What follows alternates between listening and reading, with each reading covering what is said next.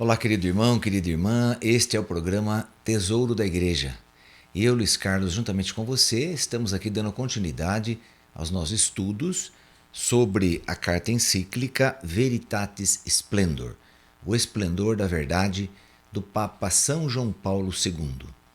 Nós estamos aqui no capítulo 3º, que tem como título Para não se desvirtuar a cruz de Cristo. E estamos em um subtítulo trabalhando aqui o bem moral para a vida da igreja e do mundo. E no nosso último encontro nós entramos, depois que nós estudamos sobre o martírio, neste mesmo assunto, entramos sobre as normas morais universais e imutáveis a serviço da pessoa e da sociedade. Bem, começamos a ver então que muitas pessoas interpretam as coisas de Deus erroneamente, muitas vezes falando mal, muitas vezes sem entender, já tomam atitudes, tomam decisões, né, sobre as normas da igreja, porque a igreja não pode fazer isso, não pode fazer aquilo, não devia fazer assim.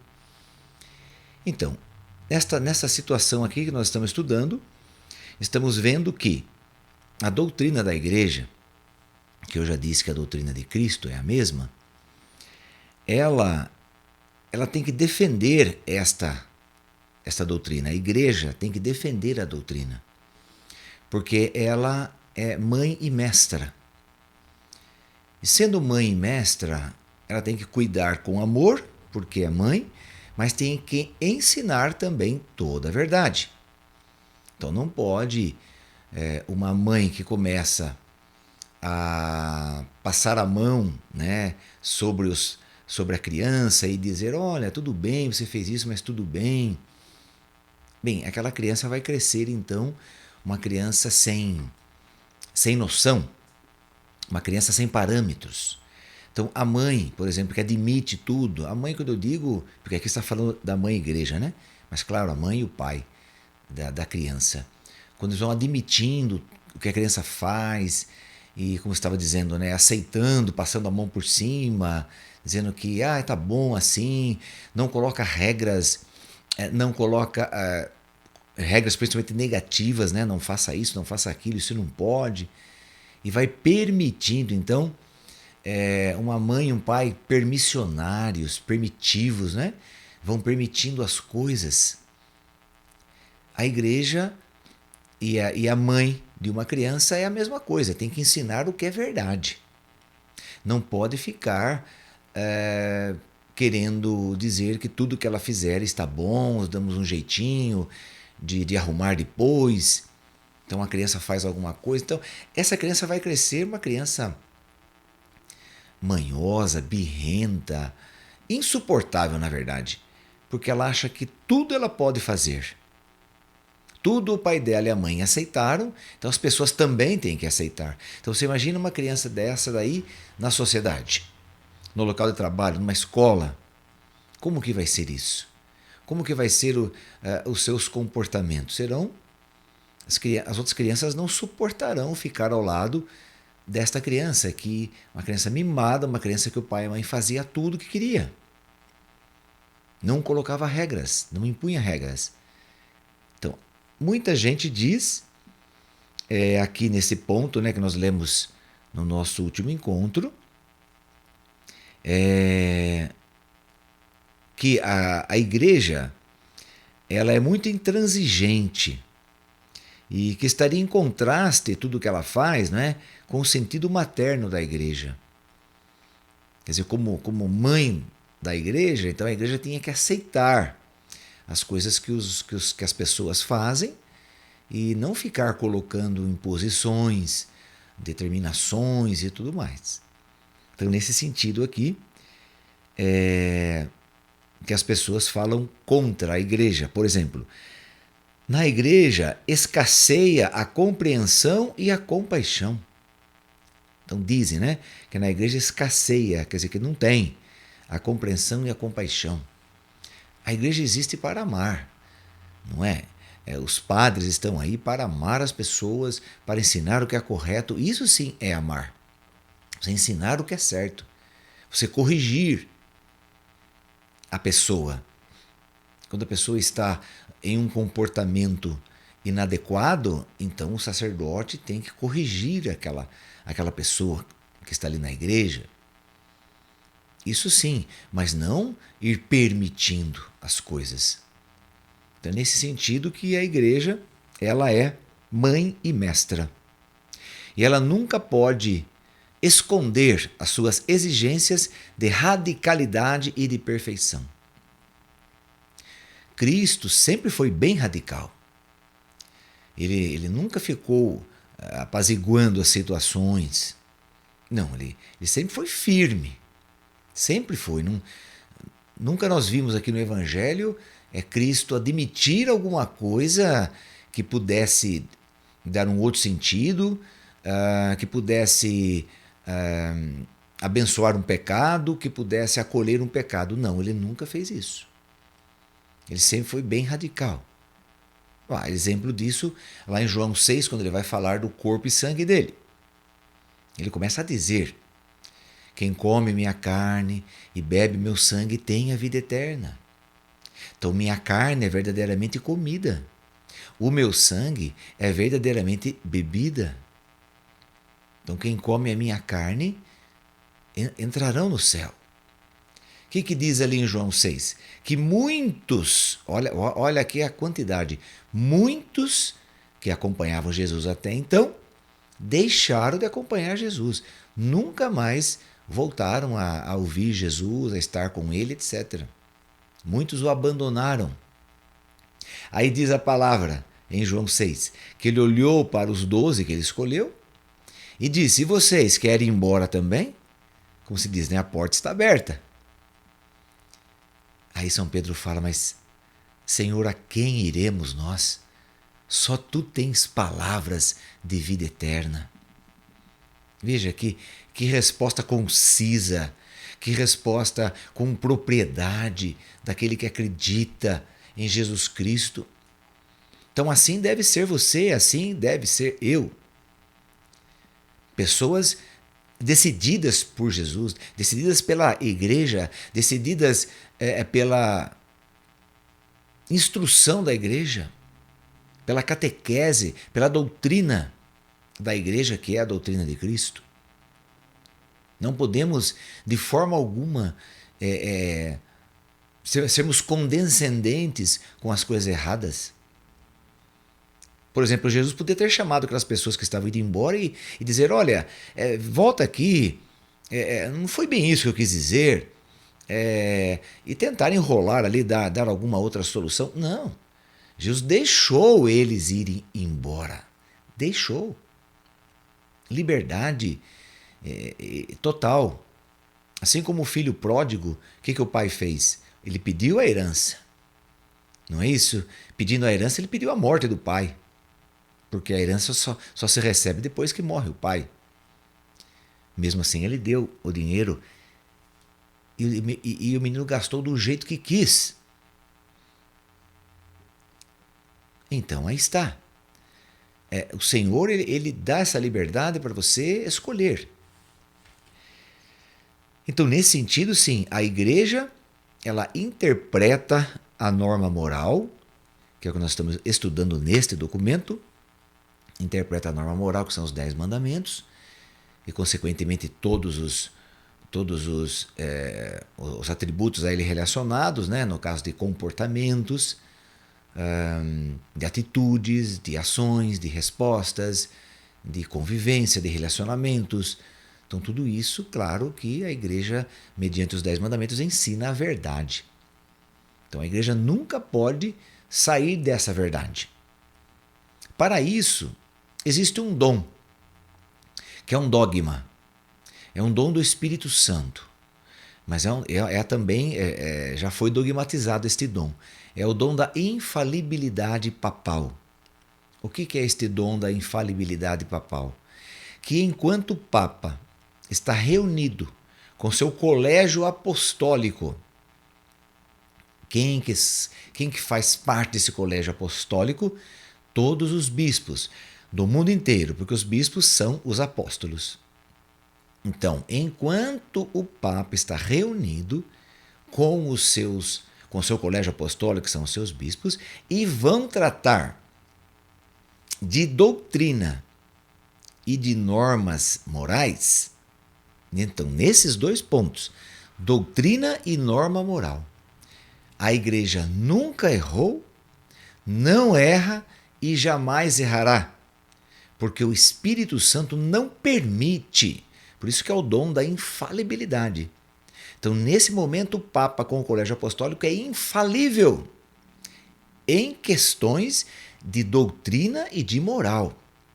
Então, quando eles vão tratar desses assuntos, o Espírito Santo não permite que eles errem. Porque no dia em que a igreja errar quanto ao ensinamento da doutrina cristã e da moral cristã, no dia em que a igreja errar, ela deixa de ser a única igreja de Jesus Cristo.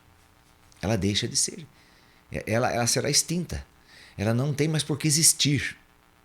Então, por isso, se você quer buscar a verdade total, plena, sobre Jesus Cristo e sobre a moral, sobre os mandamentos, sobre como que eu devo viver a minha vida, então você procura a igreja.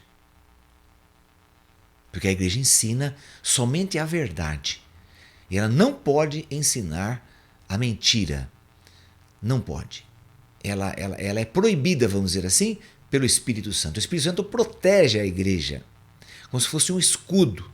Ele protege a igreja porque a igreja é a única que pode proclamar a plena verdade de Jesus Cristo e da moral cristã. A única que tem o direito de proclamar. Porque Cristo incumbiu esta igreja. Isso chama-se depositum fidei, o depósito da fé da igreja. Ele existe, sim, existe, e foi dado por Jesus Cristo à igreja. Como, por exemplo, está em Mateus 28. Ide, portanto, fala Jesus ali em Mateus 28, ide, portanto, e ensinai a todas as criaturas o que eu vos prescrevi. Ensinai a todas as criaturas o que eu vos prescrevi. O que é uma prescrição? Uma prescrição você vai num médico, você está doente, está com dor de garganta, por exemplo. O médico vai lá, examina você e fala: sua garganta está inflamada. Então eu vou prescrever uma receita. Quer dizer, você tem que tomar esses remédios aqui para sarar da garganta. Então, uma prescrição médica, num papel timbrado, assinatura do médico, carimbo, CRM do médico, para você chegar na farmácia, a farmácia ver que é uma receita válida, é uma receita real, verdadeira. Aí sim a farmácia vai vender para você aqueles produtos para você sarar da garganta. Então, a igreja é a que tem aí o CRM, vamos dizer assim, né? É que tem aí o carimbo de Jesus. Jesus deixou para a igreja ela ser essa mestra, ela examinar, assim como o médico examina o doente, a igreja examina também o fiel, examina a pessoa. E qualquer dúvida, qualquer problema que ela tenha quanto à doutrina e quanto a comportamento, seja, então, atitudes morais, né? Então, ela tem que ensinar a verdade. Por isso que ela é mãe e mestra. Como diz aqui, o sentido materno da igreja, não é? Como mestra, ela não se cansa de proclamar a norma moral. Como mestra, ela não se cansa de proclamar a norma moral. De tal norma, a igreja não é, certamente, nem a autora, nem o juiz. Em obediência à verdade que é Cristo, cuja imagem se reflete na natureza e na dignidade da pessoa humana, a igreja interpreta a norma moral e propõe-na a todos os homens de boa vontade, sem esconder as suas exigências de radicalidade e de perfeição. Então está aí. A igreja não pode e não vai, nunca fez, não faz e nunca fará admitir tais pecados, tais comportamentos humanos que estão distorcidos, ou que estão contra tudo que Jesus ensinou, tudo que a igreja, portanto, ensina. Jamais ela vai admitir. Jamais ela vai ser consensual. Não é? Consensual. Ela nunca será consensual com certos pecados que as pessoas estão fazendo agora, atualmente, né? Nos nossos tempos, e dizendo que não é mais pecado. Ok? Na realidade, a verdadeira compreensão e a genuína compaixão deve significar amor pela pessoa, pelo seu verdadeiro bem, pela sua liberdade autêntica. E isto certamente não acontece escondendo ou enfraquecendo a verdade moral, mas sim propondo-a no seu íntimo significado de irradiação da sabedoria eterna de Deus, que nos veio por Cristo, e de serviço ao homem, ao crescimento da sua liberdade e à consecução da sua felicidade. Então a igreja está aí. A igreja, ela tem que ensinar, que prezar pelo bem da pessoa. Ensinar a pessoa a viver corretamente e prezar por isso. É sinal de quem cuida, de quem ama. Isto, certamente, diz aqui, não acontece escondendo ou enfraquecendo a verdade moral. Então, quer dizer, eu vou esconder os mandamentos das pessoas para eu ser por exemplo, se eu sou um padre, né? Então, eu sou um padre, eu quero ser um padre bonzinho, vamos dizer assim. Quero que todo mundo goste de mim. Então, eu vou permitir. As pessoas, não vou ficar cobrando nas minhas homilias, eu não vou ficar cobrando, impondo as coisas, colocando a verdade sobre as normas de Deus. Não, eu vou falar de outras coisas. Eu vou falar de política, eu vou falar do tempo, eu vou falar que eu achei o salmo muito bonito, sabe? Então, quer dizer, eu não vou apresentar a verdade aos meus fiéis. Não vou apresentar a verdade. Então, estou enfraquecendo e escondendo a verdade moral. Mas a igreja não. A igreja, ela propõe no seu íntimo significado, ela propõe o quê? Que esses mandamentos derivam, quer dizer, foram gerados na sabedoria de Deus. Esses mandamentos são as máximas da sabedoria de Deus. Se você quer conhecer a sabedoria de Deus, conheça os mandamentos de Deus, que veio também por Cristo, diz aqui a palavra.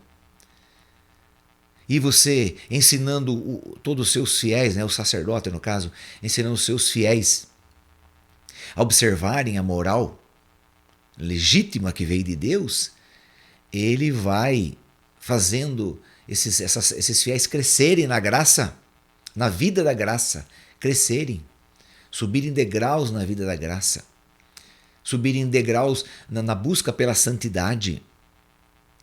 E esses sacerdotes vão ajudar as pessoas a viverem sua liberdade como Deus quer que eles vivam, sua liberdade plena.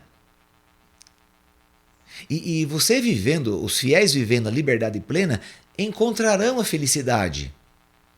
Porque onde está a felicidade do ser humano? Onde se esconde essa felicidade? Onde que eu tenho que buscar, que encontrar essa felicidade?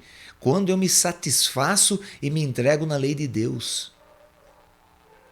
Quando eu me satisfaço com a lei de Deus. É uma satisfação para mim obedecer ao Senhor.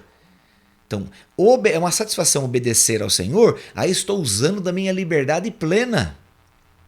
E usando da minha liberdade plena, eu sou feliz.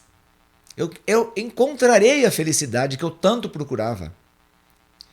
Procurava felicidade, como diz Santo Agostinho, procurei felicidade no dinheiro, procurei felicidade nas mulheres, numa vida devassa, procurei nos prazeres da carne a minha felicidade, e tarde eu encontrei, ele vai dizer, muito tarde eu encontrei, a felicidade estava em Deus, na obediência a Ele, na liberdade a Ele, no amor a Ele. E obedecendo a Deus, eu obedeço à doutrina, evidentemente, eu obedeço à moral, Isso é obedecer a Deus? É ser fiel a Deus? Jesus diz em João 15, se você permanecer em mim e minhas palavras permanecerem em vós, pedirei tudo o que quiseres e vos será feito. Quer dizer, se minhas palavras, se minha doutrina, se você permanecer na minha doutrina, ser fiel à minha doutrina, você pode pedir o que você quiser, eu te darei.